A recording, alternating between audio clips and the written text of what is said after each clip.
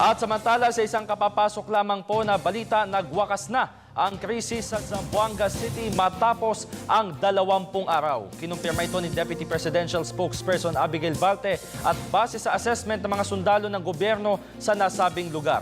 Ang detalye ng report na ito mula sa aming kasamang si Rocky Ignacio. Rocky?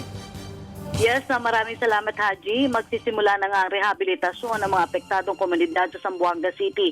Sinabi ito ni Deputy Presidential Spokesperson Abigail Valte matapos i-anunsyoan niya ni Defense Secretary Volter Gasbin na natupad na ng pwersa ng gobyerno ang misyon na magtuturing na tapos na ang krisis sa Zamboanga kaugnay ng standoff sa pagitan ng tropang sundalo at MNLF Breakaway Group. Ayon pa kay Valte, sa simula pa lamang ng insidente ay sinabi na ng gobyerno na ang tanging makakapagsabi na tapos na ang krisis ay mula sa mga sundalo na nagsagawa mismo ng laban sa mga rebelde. Iginit pa ni Valte na natupad na rin ang misyon ng gobyerno na tiyakin ang kaligtasan ng mga hostages matapos nga makalaya ang natitira pang bihag sa harap na rin ang pagtugi sa mga responsable sa kaguluhan.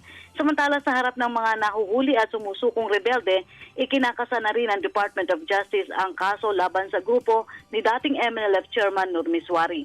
Nauna nang tiniyak ni Pangulo Aquino sa mga taga-Zamboanga ang assistance ng pamahalaan para maibalik sa normal ang kanilang pamumuhay. Mahigit 4 bilyong piso ang ipinag-utos ng Pangulo na ilaan sa rehabilitasyon para sa mahigit 23,000 pamilya na nawala ng tirahan at kabuhayan. Nakapaloob nga dito ay ang mga programa ng shelter, educational at livelihood assistance, bukod pa ito sa cash for work at balik probinsya. Sinabi pa ni Valte na hindi lamang bagong tirahan at kabuhayan ang ipagkakaloob na tulong ng pamahalaan, kundi pati na rin ang pagsasailalim ng DSWD upang suriin ang psychological state ng mga biktima. At yan po ang ating pag-uulat para sa Telebisyon ng Bayan, Rocky Ignacio.